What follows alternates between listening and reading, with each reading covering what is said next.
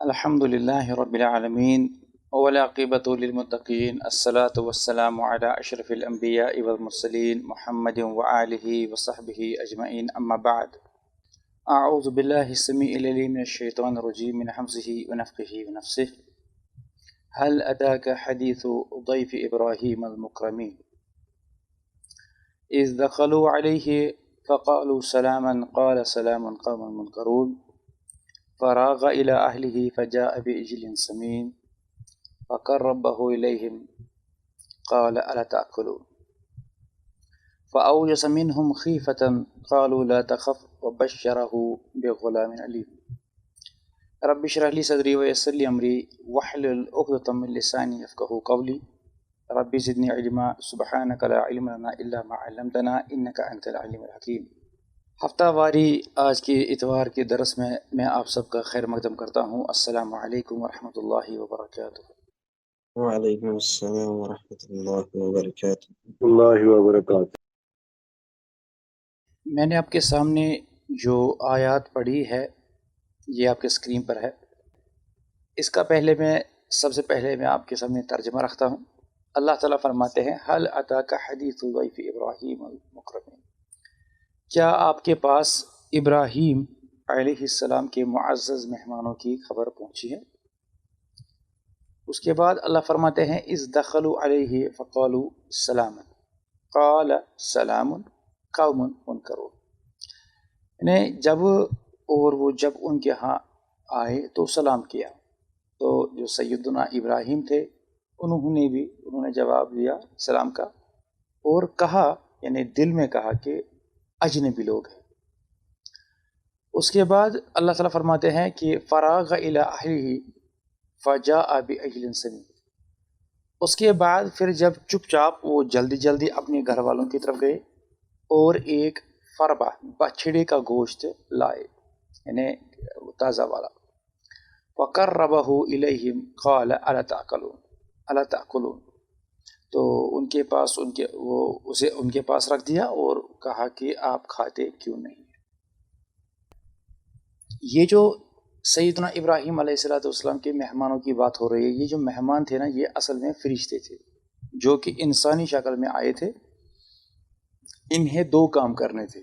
اب الگ الگ قرآن کی الگ الگ آیات میں ان کی الگ الگ تفصیل بتائی گئی ہے، کہیں پہ اختصار اور کہیں پہ تفصیل۔ اسی لیے آپ نیچے دیکھ لیں، میں نے 3 حوالے رکھے ہیں۔ ایک تو ہے سورہ زاریات جو میں نے آیات آپ کے سامنے پڑھی، سورہ نمبر 51 کے آیت نمبر 24 سے 26 تک، بلکہ میں نے 27 بھی پڑھی۔ اس کے بعد سورہ ہود ہے، سورہ نمبر 11 کی آیت نمبر 69 سے 73 تک، اور اسی طرح سے سورہ حجر سورہ نمبر 15 کی آیت نمبر 51 سے 60 تک۔ تو حل جو ہے، جو آپ کو معلوم ہے، یہ استفہام کے لیے ہے، جس میں نبی کریم علیہ السلام کو یہ تنبیہ ہے کہ اس قصے کا تجھے علم نہیں ہے، بلکہ ہم تجھے وحی کے ذریعے سے مطلع کر رہے ہیں۔ تو یہ اپنے جی میں انہوں نے کہا تھا کہ جو انہوں نے کہا کہ یہ تو قوم منکرون ہے، اجنبی لوگ ہیں، وہ میں بھی آپ کو بتاؤں گا کیوں ہے یہ۔ تو اصل میں اس کی جو تفصیل ہم کو ملتی ہے نا، تو وہ تفصیل یہ ہے کہ یہ دراصل سیدنا لوط علیہ السلام جو ہے اور ان کی قوم ہے، ان کا قصہ یہاں پر بیان ہوا ہے۔ یہ بات آپ کو معلوم ہونی چاہیے کہ سیدنا لوط علیہ السلام جو ہے وہ سیدنا ابراہیم علیہ السلام کے چچا بھائی ہے، جس کو آپ کازن کہتے ہیں، چچیرے بھائی ہیں۔ تو سیدنا لوط علیہ السلام کی بستی بحیرہ میت کے جنوب مشرق میں تھی، بحیرہ میت، جبکہ سیدنا ابراہیم علیہ السلام اس وقت کہاں تھے؟ وہ فلسطین میں مقیم تھے۔ چونکہ جو فرشتے آئے تھے نا، ان کا ہم کو اپنی زبان میں بولیں کہ ان کا روٹ ایک ہی جیسا تھا۔ تو جب سیدنا لوط علیہ السلام کی قوم کو ہلاک کرنے کا فیصلہ کیا گیا، تو چونکہ اللہ تعالیٰ نے ان فرشتوں کو وہاں پر بھیج دیا، تو ان کی طرف سے فرشتے بھیجے گئے۔ یہ فرشتے قوم لوط کی طرف جاتے ہوئے راستے میں سیدنا ابراہیم علیہ السلام کے پاس ٹھہرے۔ وہاں ان کے پاس پہلے کیوں گئے؟ ایک تو پہلے وہ راستے میں کو آ رہا تھا، وہ روٹ آ رہا تھا۔ دوسرا یہ ہے کہ ہلاکت و بربادی تو وہ جو قوم تھی ان کو بعد میں کرتے، لیکن پہلے سیدنا ابراہیم کے پاس کام تھا۔ کیا کام تھا، وہ کیا کرنا تھا ان کو وہاں پر؟ پتہ نہیں. جی استاد، وہ ابراہیم علیہ السلام کو اسحاق علیہ السلام کی بشارت دینے آئے تھے، خوشخبری بیٹے کی. اسماعیل یہ ہے نا، یہ جو سورہ ہود کی آیت 69 اور 69 ہے، وَلَقَدْ جَاءَتْ رُسُلُنَا إِبْرَاهِيمَ بِالْبُشْرَىٰ قَالُوا سَلَامًا. وہ ہم نے یقیناً جب ہم نے ان کو بھیجا اپنے رسولوں کو، رسولنا ہم اپنے رسولوں کو، یعنی یہ رسول سے یہاں ہے پیغمبر، میسنجر، اور اس سے مراد فرشتہ ہے. تو ابراہیم کے پاس جب بھیجا بالبشرا، خوشخبری لے کر بھیجا ان کو، تو انہیں کہا سلام ہے، تو انہیں بھی کہا سلام ہے. تو پھر انہیں فوری طور سے جو ہے، اب یہ الفاظ تھوڑے یہاں وہاں ہیں لیکن مفہوم ایک ہی ہے. تو وہاں ان کو کیا کرنا تھا اصل میں؟ وہاں ان کو اصل میں سیدنا ابراہیم کو بیٹے کی بشارت دینی تھی. تو جس طرح پہلا سلام ایک فعل مقدر کے ساتھ منصوب ہے، اسی طرح یہ سلام مبتدا یا خبر ہونے کی بنا پر مرفوع ہے. فرض کو اب چھوڑے، تو یہاں پر یہ بات ہم کو یہ دیکھنی ہے کہ سیدنا ابراہیم علیہ السلام جو ہے وہ بڑے مہمان نواز تھے. وہ یہ نہیں سمجھ پائے کہ یہ فرشتے ہیں جو انسانی صورت میں آئے ہیں اور کھانے پینے سے معذور ہیں، بلکہ انہیں مہمان سمجھا اور فوراً مہمانوں کی خاطر تواضع کے لیے بھنا ہوا بچڑا لا کر ان کی خدمت میں پیش کر دیا. تو اس سے یہ ایک بات بھی معلوم ہم کو ہو گئی. دیکھیے یہاں پر جو ہے نا، فلما رأى أيديهم لا تصل إليه، جب انہوں نے دیکھا کہ ان کے ہاتھ نہیں جا رہے ہیں کھانے کی اور، تنکرہم وأوجس منهم خیفہ، تو وہ ان سے وہ اجنبیت محسوس ہو گئی اور وہ خوف کھا گئے ان سے، وہ ڈر گئے ان سے. کیوں؟ کیونکہ جب اس وقت اگر کسی مہمان کے پاس کچھ دیتے تھے کھانے کو، تو اگر وہ مہمان نہیں کھاتا تو لوگ سمجھتے تھے یا یہ مہمان جو ہے یہ کسی برے ارادے سے آیا ہوا ہے، اس لیے وہ کر گئے کہ میں نے تو ان کو مہمان نوازی کری لیکن یہ کیوں نہیں کھا رہے، ہم نے جو اتنا فریش روسٹ میٹ دیا. قالو، انہوں نے کہا لا تخف، آپ مت ڈریے، انا ارسلنا الی قوم لوط، تو ہم بھیجے گئے ہیں کہاں کی اور؟ الی آپ کو معلوم ہے حرف جر ہے، قوم لوط، تو جو لوط ہے علیہ السلام ان کی قوم کی طرف ہم بھیجے گئے، ان کو ہلاک و بربادی، ہم کو عذاب کرنا ہے. تو ان آیات سے ہم کو جو ہے 3 باتیں معلوم ہو گئی. نمبر 1 یہ کہ اللہ تعالیٰ اپنے فرشتوں کو وقتاً فوقتاً اور ضرورت پڑنے پر انسانی شکل میں بھیج سکتا ہے اپنے بندوں کے پاس. ٹھیک ہے. نمبر 2 یہ معلوم ہم کو بات کہ جو سیدنا ابراہیم علیہ السلام تھے وہ نہیں جانتے تھے، علم غیب نہیں رکھتے تھے، بلکہ عمومی طور جتنے بھی انبیاء و رسول ہوتے ہیں ان کے پاس مکمل کامل علم غیب نہیں ہوتا. اب یہ یہاں پر سمپل سی بات ہے، اگر انہیں پہلے ہی معلوم ہوتا ہے علم غیب ہوتا، اور وہ تو ابو الانبیاء کہلائے جاتے ہیں کہ بھائی یہ انسان نہیں ہے، یہ فرشتے ہے، تب وہ اس بچڑے کو بھونتے نہیں اور ان کے سامنے وہ رکھتے نہیں، کیونکہ فرشتے کھاتے پیتے نہیں، ان کے پاس نفس نہیں ہے. تو یہ بات واضح ہو گئی کہ کسی بھی پیغمبر کے پاس عمومی طور پر جو ہے نا سارا علم غیب نہیں ہوتا. اور تیسری بات جو ہے وہ یہ ہے کہ جو سیدنا ابراہیم علیہ السلام تھے وہ بہت بڑے مہمان نواز تھے، اور یہی ہماری گفتگو کا عنوان اور محوری عنوان رہے گا، وہ یہ ہے کہ مہمان نوازی. اب اس کے ہم انشاءاللہ 3 حصوں میں اس کو بیان کریں گے باذن اللہ تعالی. پہلے حصے میں ہم بیان کریں گے مہمان نوازی کے کیا آداب ہے. ٹھیک ہے، جو ادھر آپ کے سامنے اسکرین پر ہے، مہمان نوازی کا حکم اور اس کی فضیلت کیا ہے. دوسرا ہم بیان کریں گے پھر میزبان کے آداب کیا ہے، اور اسی طرح سے پھر تیسری بات جو مہمان ہیں ان کے کیا. ہو سکتا ہے آپ میں سے کچھ لوگ یہ سمجھے کہ ہمیں یہ عنوان لینے کی کیا ضرورت ہے، یہ تو ہم سب کو ہی معلوم ہے. یاد رکھیے کہ اگر ایک انسان یہ سوچتا پھرے کہ بھائی یہ تو سب کو ہی معلوم ہے، پھر کون سا ایسا معاملہ ہے اور کون سی ایسی دین کی بات ہے جس پر ہم بات کر سکتے ہیں. ضروری نہیں ہے کہ سب کو سب ہی باتیں معلوم ہوں، اور اگر کچھ چیزیں معلوم بھی ہوتی ہے تو دہرانے سے اور بتانے سے اس کا اعادہ ہوتا ہے، یاد دہانی ہو جاتی ہے، اور اس سے ہمارا ایمان بڑھتا ہے اور ہماری جانکاری میں اضافہ ہوتا ہے. ٹھیک ہے. تو پہلی بات جو ہے اس کو اب دیکھ لے، وہ ہے مہمان نوازی ایمان کا حصہ ہے. یہاں پہ میں ضمن کہتا چلتا ہوں، جو اکثر ہمارے طلباء و طالبات ہیں جو اکثر شکایت کرتے ہیں کہ سر ہم تو کلاس میں جب بیٹھے ہوتے ہیں ہم دھیان سے سنتے ہیں، ہم ساری چیزیں نوٹ نہیں کر پاتے ہیں. تو یاد رکھیے ہمارا یہ سیشن جو ہے نا वो ऐसा नहीं है कि आपको ये नोट का सारा ही नोट करना है, लिखना है, फिर आप कल को एग्ज़ाम देना है। आप सिर्फ 2 चीज़ें नोट किया करें। एक तो जो सब हेडिंग में देता हूँ या ज़ुबानी बोलता हूँ, कभी लिखता भी नहीं हूँ। दूसरा है कि जो रिवायत है उसका फिर हवाला लिखा करें। जैसे आप सही बुखारी लिखेंगे हदीस नंबर 6136, इतना आपके लिए काफ़ी है। सारी चीज़ें लिखने की ज़रूरत नहीं है, क्योंकि वो चीज़ आपको बहरहाल बाद में फिर किताब से आप तलाश कर सकते हैं। असल बात है कि आप स्क्रीन पर अल्फाज को देखें और जैसे मैं इसको समझा रहा हूँ उसको समझें। जितना अच्छे से आप खुद समझेंगे ना, आगे भी फिर आगे आप समझा पाएंगे। जैसा कि यहाँ पर कुछ बहनें हैं, वो फिर दरसगाह में ये चीज़ें फिर दोहराती है, पढ़ाती है। स्क्रीन पर देख ले, सैयदना अबू हुरैरा रज़ियल्लाहु अन्हु से रिवायत है, वो नबी करीम अलैहिस्सलातु वस्सलाम से रिवायत करता है कि उन्होंने फरमाया कि वमन काना युमिनु बिल्लाहि वल यौमिल आखिर फलयुक्रिम दैफा, जो वाकई में अल्लाह और आखिरत के दिन पर यकीन रखता है, ईमान रखता है, फलयुक्रिम, बस उसको चाहिए कि अपने मेहमान की मेहमान नवाजी करे, पचिस गज पचीस करना। तो ये रिवायत सही बुखारी में है, किताबुल अदब में है। अब मेहमान की मेहमान नवाजी का क्या तरीक़ाकार है और उसका क्या हुक्म है, वो भी हमको दीन में बताया गया है। जैसा कि आपके स्क्रीन पर रिवायत मौजूद है, अबी शुरैह अल-कअबी रज़ियल्लाहु अन्हु से रिवायत है कि वो कहते हैं, वाकई में यकीनन अल्लाह के रसूल सल्लल्लाहु अलैहि वसल्लम फरमाया, मन कान युमिनु बिल्लाहि वल यौमिल आखिर फलयुक्रिम जारहु, फरमाया कि जो भी अल्लाह और उसके आखिरत के दिन पे ईमान रखता है, उसको अपने मेहमान, यहाँ पर जार लिखा हुआ है, जार से मुराद है नेबर यानी पड़ोसी।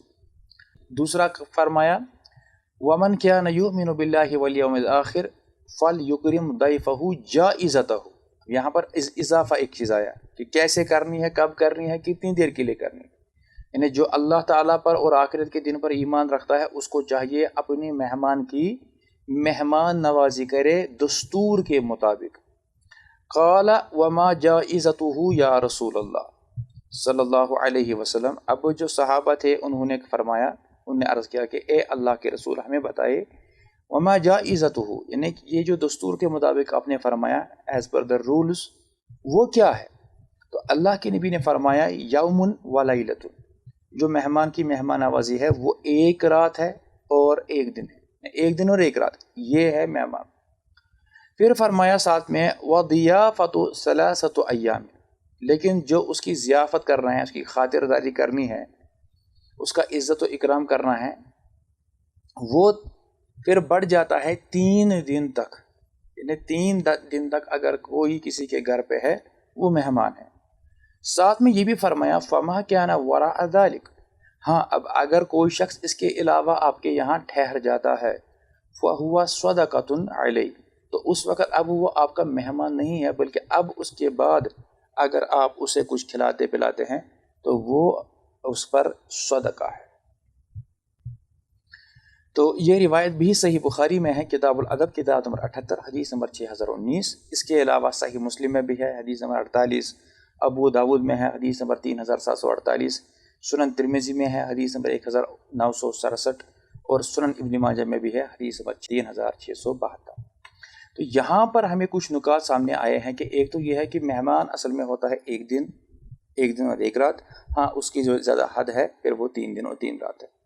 हाँ, लेकिन उसके अलावा अगर है तो उस पर वो सदका है। अब यहाँ पर जो है, हम जब भी हमारे यहाँ की कोई बातों में जब लगता है कि भाई शायद फ़लाँ हमारे यहाँ मेहमान बनकर आ सकता है या आना चाहता है, तो हम घबरा जाते हैं। हम कभी कभार उससे कांटेक्ट ही ख़त्म करते हैं। अरे अगर फ़लाँ आ गया हमारे घर तो मेरे शौहर क्या बोलेंगे, मेरी बीवी क्या बोलेगी, मेरा भाई क्या बोलेगा, यानी वो अवॉइड करते हैं ताकि हमारे घर ना आए, हमारे घर में अलग सा माहौल है। या अगर हमारे घर में आ गया तो अब इसको कहाँ सुलाएंगे, हमारे घर में आ गया तो अभी हमारे पास खुद रोटी और चावल कम है तो इसको कहाँ से खिलाएंगे। बहुत सारी चीज़ें हमारे जहनों में चलती रहती है। हालांकि ये उस मेहमान का हक़ है। ये हक़ बयान करने वाला कोई मौलवी साहब, कोई शेख साहब, कोई मुफ्ती साहब नहीं है, बल्कि ख़ुद अल्लाह के रसूल सल्लल्लाहु अलैहि वसल्लम है। तो ये भी हमको ये बात भी आई हुई है कि इन्हें अब जो मेहमान है उसके लिए भी ये भी बात कही गई कि वला यहिल्लु लहु अन यस्री इंदहु हत्ता युहरिजाहु, अब उसके लिए ये भी बात जायज़ नहीं है कि अब वो इसके पास यूं ही हमेशा ही बैठता रहे।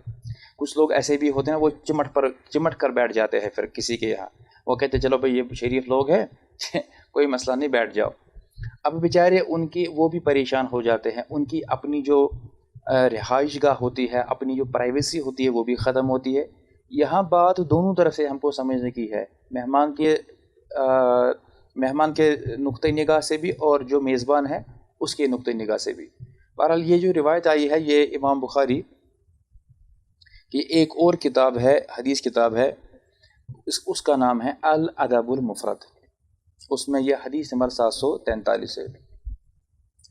اب یہ مہمان کی مہمان نوازی کرنے کا کیا معاملہ ہے؟ اب دیکھیے، جب ہم آج کل کے دور میں اس کا جائزہ لیں گے اپنے ماحول میں، تو آج ہمارے لیے تھوڑی سی یہ بات جو ہے نا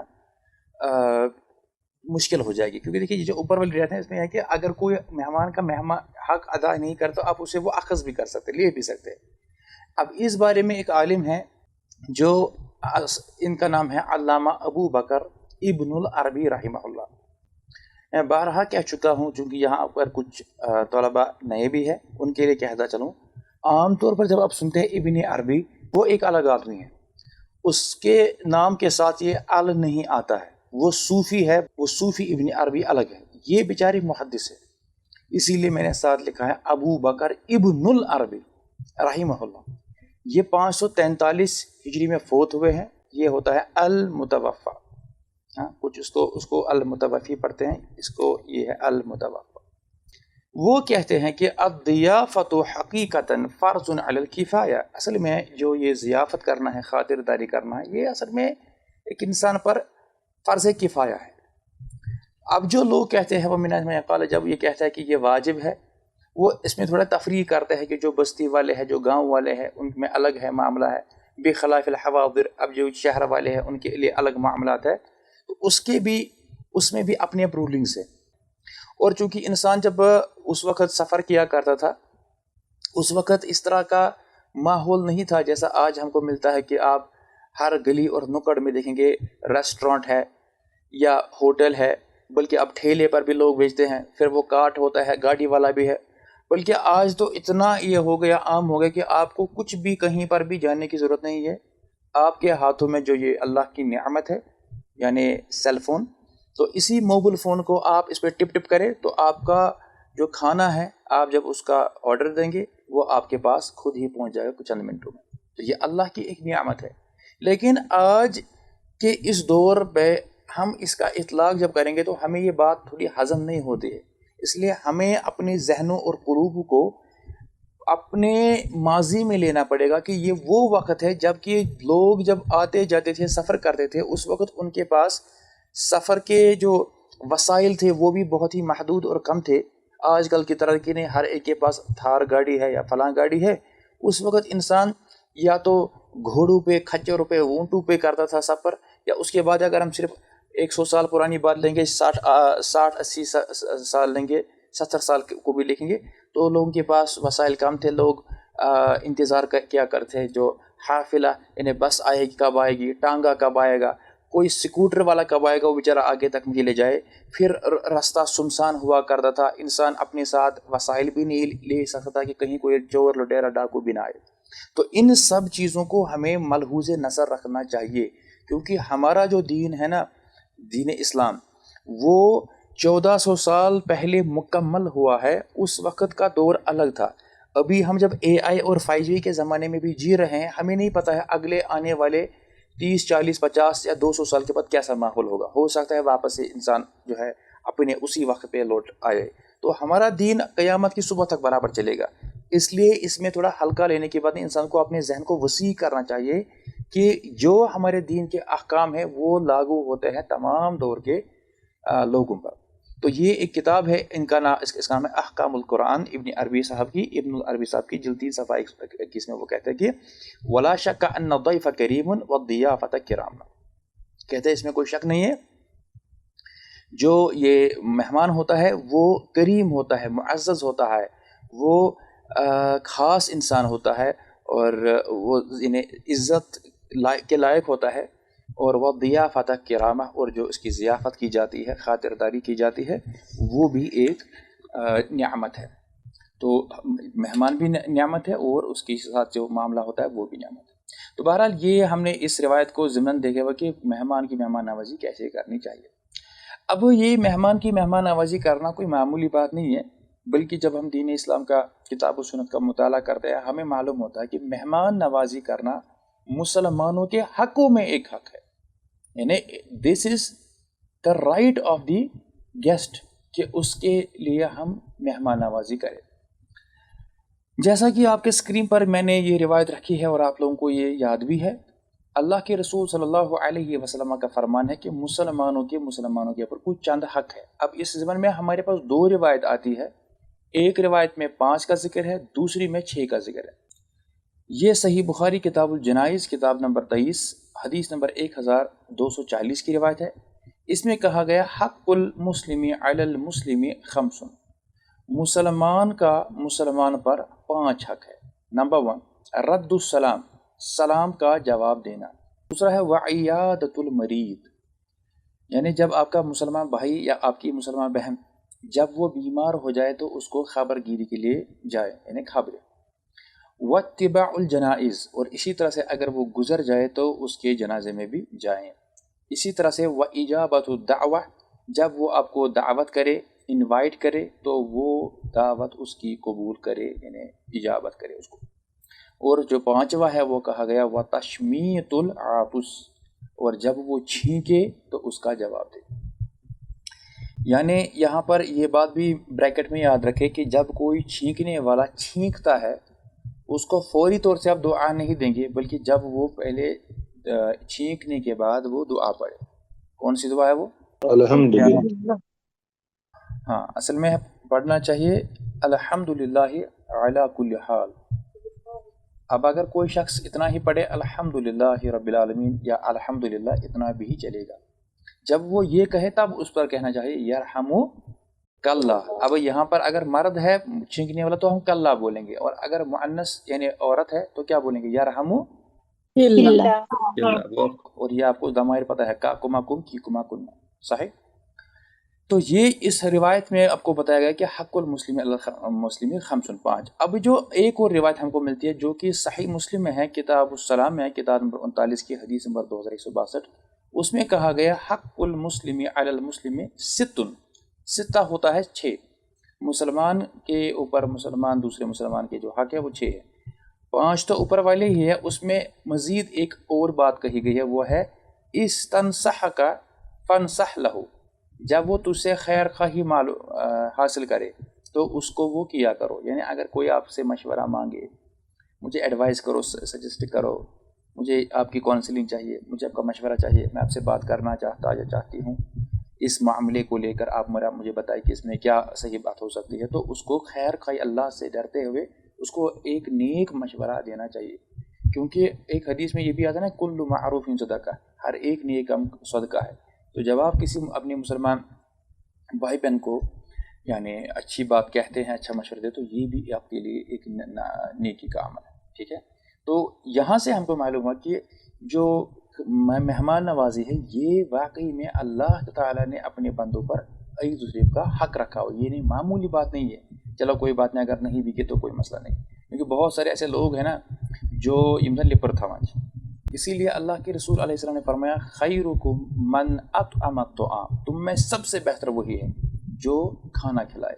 اب جو بیچارے ایسے ہوتے ہیں کچھ لوگ کہ وہ ڈرتے ہیں کہ بھئی اگر ہم نے ان کو اپنے گھر لیا، کسی کو مہمان کو بھی، تو پتہ نہیں گھر میں راشن ہوگا نہیں، کیا ہوگا وغیرہ، واللہ اعلم ان کے ذہنوں میں کیا چل رہا ہوتا ہے. تو یاد رکھیے اس میں خیر نہیں ہے، وہ خیر سے محروم انسان ہے. یہ روایت مسند احمد کی ہے، حدیث نمبر 23929، اور یہ روایت صحیح ہے جس کو شیخ البانی نے صحیح الجامع میں حدیث نمبر 3318 کے تحت صحیح کہا ہے. تو یاد رکھیں کہ اگر ہم بھی چاہتے ہیں کہ ہم خیر والے بنے، بہتر انسان بنے، ہمیں چاہیے کہ لوگوں کو کھانا کھلائیں. اب یہاں پر ایک میں نقطہ کہتا چلوں کہ یہاں پر یہ بات نہیں ہے کہ یعنی اگر آپ کو یعنی آپ سوچیں گے کہ اب ہمیں انہیں کھانا کھلانا ہے فقط جو کہ مستحق لوگ ہیں، جن کے گھر میں کھانا پینا نہیں ہے. ہم آج اس دور میں جی رہے ہیں کہ الحمدللہ ہر ایک کے پاس ذخیرہ ہوتا ہے کھانوں کا، بلکہ مختلف انواع قسم کے کھانے پکوان وغیرہ تیار ہوتے ہیں. لیکن یہاں پہ مراد ان کو تو کھانا کھلانا ہی ہے جو اس کے مستحق ہے، جیسے کہ کوئی بیوہ ہے، کوئی یتیم ہے، کوئی فقیر ہے، کوئی غریب ہے، کوئی لاچار ہے، کوئی تنگ دست ہے، تو ان کا تو ہے ہی. لیکن اس کے علاوہ بھی اگر آپ اپنے کسی مسلمان بھائی یا بہن کو کھلاتے پلاتے ہیں، آپ یاد رکھیے یہ آپ کے لیے نیکی کا سامان ہے. یہ اس میں یہ کہا گیا کہ آپ میں سے بہتر وہ ہے جو ایک دوسرے کو کھلائے پلائے. اب جو نہیں کھلاتا ہے، یاد رکھیے وہ بدبخت ہے، وہ کنجوس ہے، اس میں کوئی بھی خیر نہیں ہے، اس سے اپنے دامن کو بچائے. جیسا کہ عقبہ بن عامر رضی اللہ عنہ سے روایت ہے، وہ نبی محترم علیہ الصلوۃ والسلام سے روایت کرتے ہوئے کہتے ہیں کہ انہوں نے فرمایا لا خیر فی من لا یضیف، اس شخص میں کوئی بھی خیر نہیں ہے جو مہمان نوازی نہ کرے. یہ روایت مسند احمد میں ہے، حدیث نمبر 17419، اور یہ روایت بھی صحیح الجامع میں شیخ البانی نے اس کو صحیح قرار دیا ہے، حدیث نمبر 7492. تو اس بارے میں اس حوالے سے میں اپنی ریاست جو ہماری کشمیر کی حصہ ریاست ہے، تو میں اس میں ماشاءاللہ یہی کہوں گا کہ جو ہمارے ساؤتھ والے ہیں، چاہے وہ پلوامہ ہو، شپیاں ہو، اور بالخصوص اسلام آباد والے، ان سے مجھے کافی لگاؤ ہے. ایک تو ان کی بولی مجھے بہت اچھی لگتی ہے، دوسرا یہ بہت مہمان نواز ہوتے ہیں. بات یہاں پر یہ ہے کہ دینداری صرف اتنی نہیں ہوتی ہے کہ کسی نے برقع لگایا، کسی نے دروازہ کھولا، کوئی مسجد کا متولی ہے، کسی کی لمبی داڑھی ہے. اللہ کے رسول صلی اللہ علیہ وسلم جو ہمارے نبی ہے، جن پر ہم نے کامل ایمان لایا ہوا ہے، ہمیں ان کی چند صرف چنندہ کچھ سنتوں کو اختیار کر کے ہم کو اپنے آپ پر فخر نہیں کرنا چاہیے. چنانچہ میں نے یہ سنت اپنائی ہے، میں نے سرما لگایا، میں نے جو ہے پرفیوم عطر لگائی، میں نے ٹوپی، اتنا ہی نہیں ہے. دین کے ہر پہلو میں ہم کو دیکھنا چاہیے کہ ہمیں کیا کرنا چاہیے. اب جس کی جتنی استطاعت ہے وہ اس پر عمل کرنا چاہیے. تو بہرحال اللہ عز و جل ہمیں توفیق دے اس بات کی، جو ہم میں کوتاہیاں ہیں، کمیاں ہیں، وہ ہم سے دور کرے اور ہمیں اچھا مہمان نواز بنائے. آمین یا رب العالمین. اب مہمان کا جو حق ہے، یہاں پر دیکھیے بہت ہی خوبصورت حدیث ہے، اور اسی پر انشاءاللہ تعالی ہم اختتام کریں گے. یہ جو مہمان کا حق ہے، اس حدیث میں آپ کو بہت سارے نکات مل جائیں گے. اس میں ہم کو یہ بھی معلوم ہوگا کہ کس کس کا کیا حق ہے، اور یہ بھی ہم کو معلوم ہوگا اسے خاص کر جو بڑے ہیں گھر کے، ان کو سیکھنا چاہیے کہ how to deal with the things. یعنی جو ہمارے پاس کچھ معاملات پیش آتے تو ہمیں فوری طور سے اس پہ شدید رد عمل ظاہر نہیں کرنا چاہیے. مثلا اگر آپ کو کسی نے کہا نا، ارے آپ کے بیٹے نے نا ہمارے بیٹے کی آنکھ پھوڑی، تو ایسا نہیں کہ آپ اٹھو اور اپنے ہی بیٹے کو زخمی کر کے اس کی ہڈی پسلی کر دو. First confirm, see what is the scenario. تو سیدنا عبداللہ بن عمر رضی اللہ عنہما کہتے ہیں، یہاں پر یہ دیکھیے بار بار میں کہتا ہوں جب بھی یہ لفظ آئے تو واو سے ہم اس کو شو کرتے ہیں یہ عمر ہے، اگر واو نہ ہو تو یہ عمر ہے. عمرو نہیں پڑھنا چاہیے. اگر اس کی حرکات میں مثلا ابھی میں یہ زبر کرتا ہوں ختم، تو ہو سکتا ہے کچھ لوگ عمرو پڑھیں گے، لیکن نہیں، یہ عمر ہے. بہرحال کہتے ہیں کہ دخل علیہ، مجھ پر یا ہمارے یہاں داخل ہوئے اللہ کے رسول صلی اللہ علیہ وسلم. فقال، تو کہا، پوچھا، الم اخبر انک تقوم اللیل وتصوم النہار، یعنی مجھے خبر پہنچی ہے، کیا ایسا ہے کہ تو رات بھر جاگتا رہتا ہے، نماز پڑھتا ہے، تہجد وغیرہ، اور وتصوم النہار، اور تو دن بھر روزے رکھتا ہے. یہاں پر یہ سمجھیے کہ یہ جو یہاں پر روزے کی بات ہو رہی ہے، یہ رمضان کے روزوں کی، فرض کی روزے کی بات نہیں ہو رہی ہے، یہ بات ہو رہی ہے نفلی روزوں کی. تو اب جب یہ سوال کیا انہوں نے، انہیں first of all he is confirming from him. اب چنانچہ جو عبداللہ بن عمر ہے رضی اللہ عنہ، تو ان کو لگا شاید مٹھائی ملنے والی ہے نا. قلت بلا، جی میں ایسا ہی کرتا ہوں. کہا فلا تفعل، ایسا مت کرو، ڈونٹ ڈو دس. اب آپ کے کان کھڑے ہونے چاہیے. یہ کیا؟ ارے نماز پڑھنا تو اچھی بات ہے، رات بھر تہجد گزار، اور نفلی روزے رکھنا وہ بھی اتنی گرمی میں، یہ تو اچھی بات ہے. اللہ کے نبی کیا کہہ رہا، فلا تفعل، ایسا مت کرو. اب کیا دیکھیے، یہ بہت خوبصورت حدیث ہے، یہ بہت پسند ہے یہ حدیث. کہا قم ونم، اٹھو، یعنی نماز کے لیے اٹھو، رات میں اٹھو. ونم، سو بھی. اتنا اپنے آپ کو مت تھکاؤ کہ رات بھر جاگو، دن میں گھر کا کام نہیں، ایسا مت کرو. وصم وافطر، یہ ہماری جو گھر کی خواتین ہیں نا ان کو بھی اس پر بھی لاگو ہو سکتا ہے. بیچاری دن رات تھکتی ہے, کسی کو کوئی احساس ہی نہیں ہے, وہ بھی کر رہی ہے, گردن پہ درد ہے, کمر میں درد ہے, یہ ہے, سر میں درد ہے یا کچھ ہے, بچے بھی سنبھالنے ہیں, گھر بھی سنبھالنا ہے, پڑھائی بھی ہے, اپنے کام بھی ہے, تو پھر بیچاری. اسی طرح یہ مرد کا معاملہ بھی ہے. تو یہاں فرمایا اللہ کے فرماتے ہیں وَصُمْ وَأَفْطِرْ, دیکھو روزہ بھی رکھو اور افطار بھی کرو, انہیں دول کا 10 روزہ. کیوں؟ اب ان کو ٹرین کر رہے ہیں. کہہ رہے فَإِنَّ لِجَسَدِكَ عَلَيْكَ حَقًّا, کیونکہ جو تمہارا جسد ہے, تمہارا جسم ہے, تمہاری باڈی ہے, تمہارے جسم کا بھی تمہارے اوپر حق ہے. یعنی اگر تم اتنا محنت کرو گے, اتنا سنگھرش کرو گے, اتنا ہارڈ ورک کرو گے کہ تمہارا جو جسم ہے وہ کمزور پڑ جائے گا, چروسی نے حقٹوج گسی, تو بہتر یہ ہے کہ تم روزہ بھی رکھو اور کبھی کبھار روزہ بھی رکھو اور بیچ میں چھوڑ بھی دیا کرو, اور رات میں سو بھی تاکہ کمزور نہ ہو جاؤ. سیکنڈ پوائنٹ وَإِنَّ لِعَيْنِكَ عَلَيْكَ حَقًّا, اور اس کے علاوہ تمہاری آنکھوں کا بھی تمہارے اوپر حق ہے. اب جو جس کو میں نے انڈر لائن کیا ہے اس پہ ہے کہ وَإِنَّ لِزَوْرِكَ عَلَيْكَ حَقًّا, اور تمہارے جو زیارت کرنے والے ہیں ان کا بھی تمہارے اوپر حق ہے. یہاں پر جب ہم یہ لفظ استعمال کرتے ہیں زیارت, تو لوگ سمجھتے ہیں ارے میں پتہ نہیں کیا توپ ہوں, میرے زیارت کرنے کے لوگ آئے. اور یہ لفظ تو ہمارے یہاں بلکہ مشہور اس حوالے سے بھی ہے کہ زیارت دکھائی گئی فلاں جگہ پر فلاں چیز کی. زیارت کا مطلب ہوتا ہے ملاقات کرنا عربی زبان میں, اس کو لقاء بھی کہتے ہیں, کیونکہ فصحا جو کلاسیکل عربک ہے اس میں زیارت ہی بولتے ہیں. یعنی اگر کوئی یہ کہے کہ بھئی ہم آپ کی زیارت کے لیے آئے ہیں, جو دیندار طبقہ ہوتا ہے وہ اچھی اردو گاڑی اردو بولتا ہے, جناب کھڑکھڑا کرتا ہے, جناب آپ کے پاس کچھ وقت فارغ وقت ہے, ہم آپ کی زیارت کے لیے آئے, تو بندہ سمجھتا ہے ارے میری زیارت کے لیے آئے لوگ, ارے میں تو کمال کا بندہ ہوں, مجھے ابھی تک میرے سن اپنی بیوی کو دیکھ میرے زیارت کرنے کے لیے آیا ہے اور تجھے میری قدر نہیں ہے. زیارت کا مطلب ہے ملاقات کرنا.